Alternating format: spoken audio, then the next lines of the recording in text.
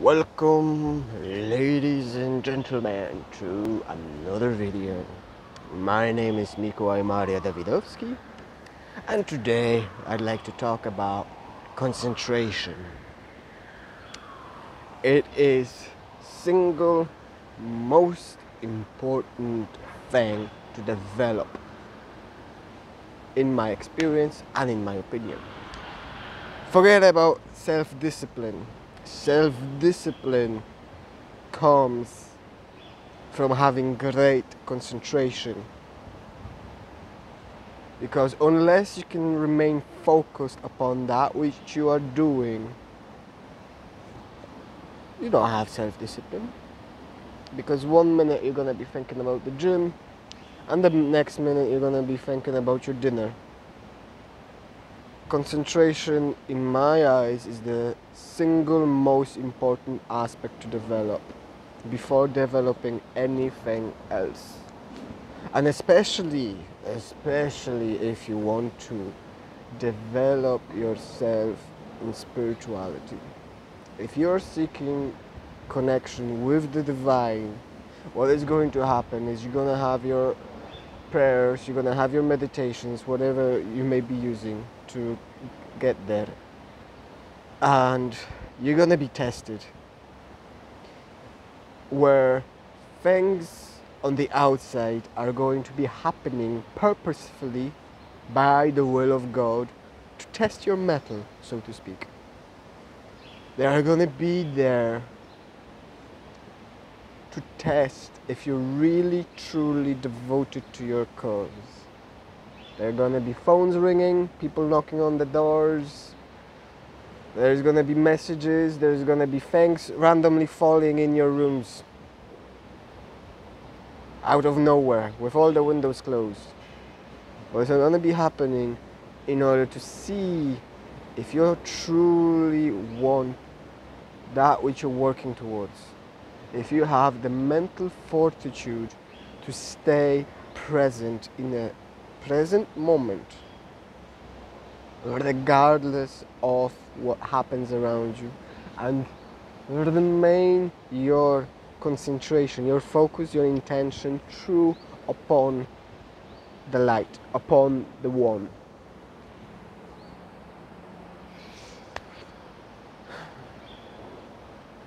There is one exercise that I personally practiced for many years, and I still do it in different ways at this point, but I still develop my concentration, and I will keep developing my concentration into the end of my life.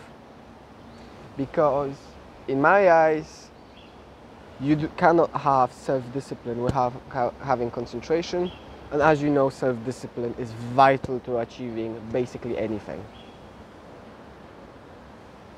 And the exercise that I've been doing is a very simple exercise to perform, and you do it as follows. You get a candle, you light it, and you stare at the flame of the candle. You could stare at the wick of the candle, you can stare at the dancing flame. It is up to you.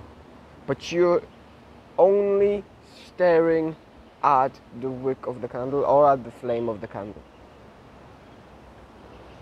And anytime thoughts arise, anytime you feel uncomfortable, anytime you see any sensation, you completely shove it aside and you refocus your attention again on the candle. The only thing you should be aware of at this point is your breathing. And in later stages, you even forget about the breathing. You just become aware of the flame. Usually, there is this moment in later stages of doing it, is where you focus so hard and so intently upon it that your consciousness sort of shifts into the flame itself, as if you focused and concentrated upon the candle so much that you yourself for a split moment become a candle. Usually when I achieve that state, I don't pursue the exercise any further. Sometimes it comes naturally within a few minutes, sometimes it takes 20, 40, 50 minutes to an hour. But it took me years to build up to that point. I was already practicing for about 10 years before I had my first experience where my consciousness sort of became the candle, where I was the flame. And it's inexplainable with human language. It's cool to experience. And I definitely recommend developing your concentration more and more, because eventually, if you choose to keep developing yourself in spiritual paths, you're going to have to concentrate upon reality with your vision so much that you're going to pierce with your eyes through the physical dimension. And that can only be attained when your concentration is impeccable. You have to be able to stay fully focused upon that which you're doing, regardless of anything happening around you, and regardless of any state that you're feeling within your body. Especially if you go down the path of healing and exorcisms, you will find that there's going to be a lot of pain stored inside the body, or a lot of emotions. And until you allow the emotion or the pain to have influence over you, you will not be able to let go of it. And concentration is where you go so deeply into it that you allow it to swallow you completely. And by the act of allowing it to swallow you completely without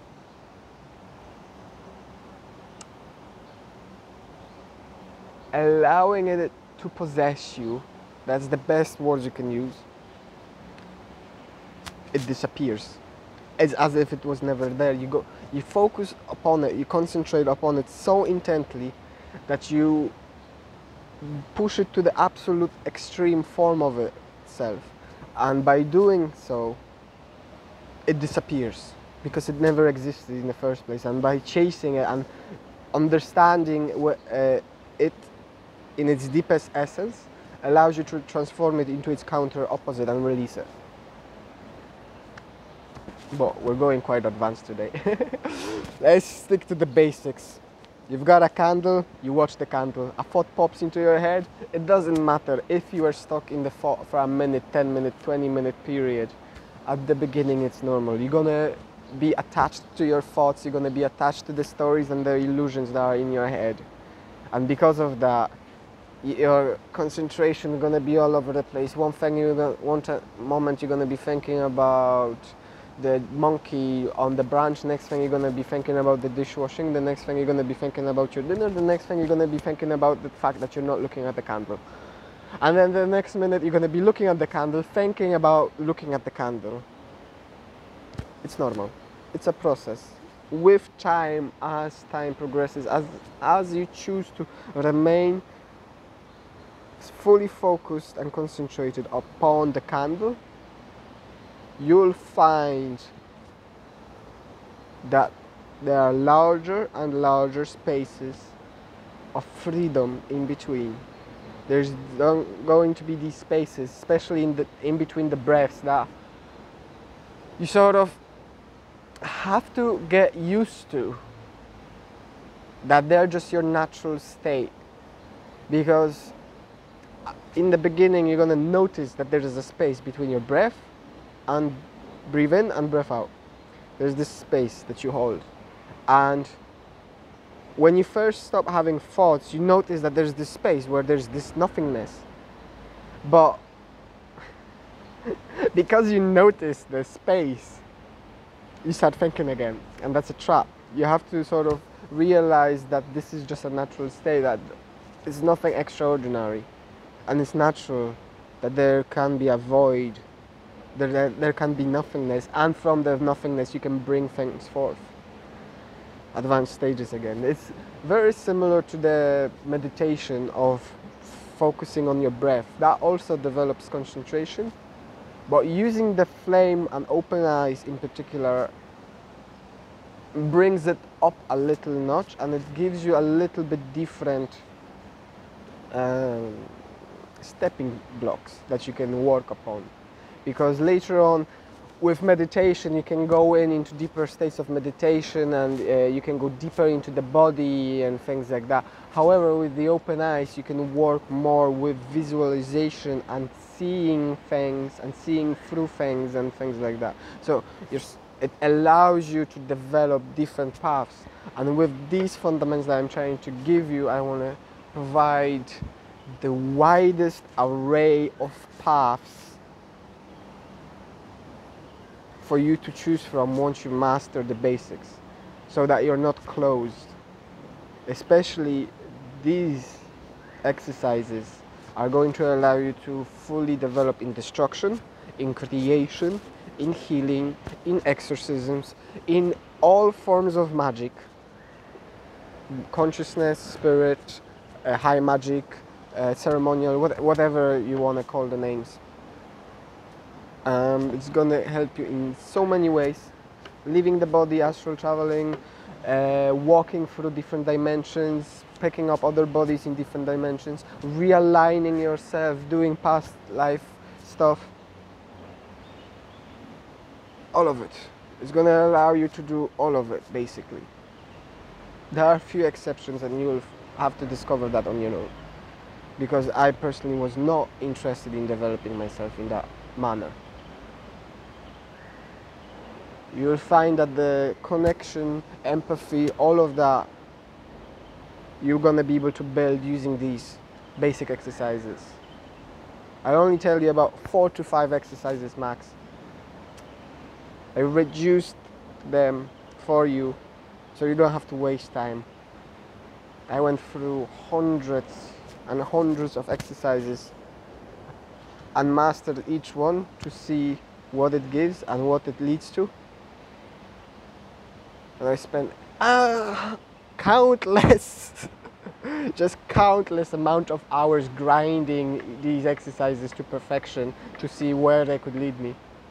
And then I group them all together and I process them and I see which ones led where and how they could be useful down the line. And I basically narrowed it down to about 5 exercises that I still do some to this day. Some I changed, some I just do far more advanced versions of. But I will not tell you the advanced versions because it's absolutely useless.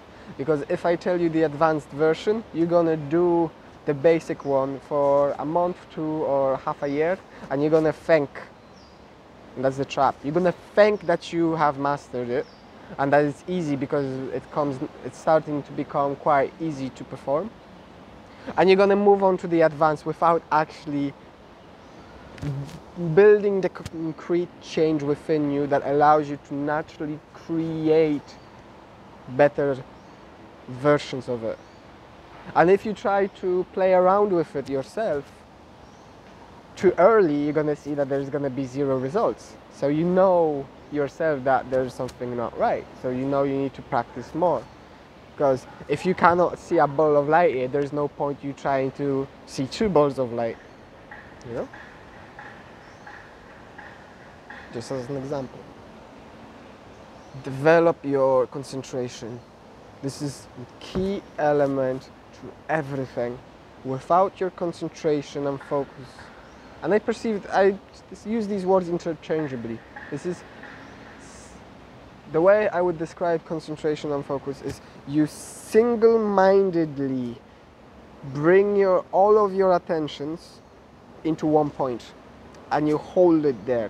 So you'll notice as you progress through the mind that there are actually many levels of the mind on which you can explore yourself. So you can have a thought on this level, but at the same time you can see things on this level, and at the same time there is another voice, let's just say, another level of interaction that you can be having. So you could be saying an affirmation on this level, and you could be talking about the fact that you're saying that affirmation, or thinking about another thing while saying the affirmation in your head. So say you're saying an affirmation or a prayer, and as you're saying that prayer, you're thinking about dinner. So you see, there are many levels within the mind, and as you progress, as you develop yourself within the meditation, you're going to become aware of these different states, of these different levels that you all have to master.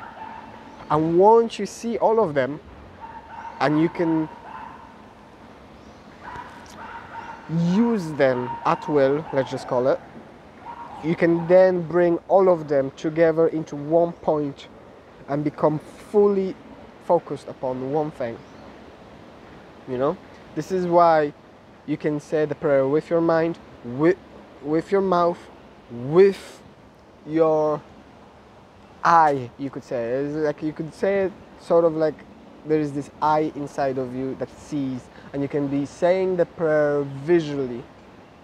So when I use my affirmation, which is I am that I am, a video coming soon, I see I am that I am written in before my eyes, and I see it inside of my mind as well. And it is that easy. Develop your concentration. It's going to take time, but it pays off more than you can ever imagine, and it's going to make every aspect of your life easier long term. Every aspect. Because without concentration you cannot do anything, because you start doing anything and you get immediately distracted. And especially in today's day and age where we're wired to be hyper stimulated because of technology, because of music, because of constant news, messages, calls, and everything that's happening around us. We're wired to have something new happen every second, every 2 seconds, every 3 seconds, you know? Just click, notification, boom, new video here. My mom is calling me, here is my lover calling me, here is another video, here is another comment, somebody posted this, oh, this girl posted another photo. And it's completely over and over, just hyper stimulating yourself. You're having more stimulation within a day than people would have throughout their lives just a few hundred years ago. Think about that. What it does to your brain. This is all dopamine being released constantly. It's destroying your ability to feel happiness. It just creates bigger and bigger void inside of you over time.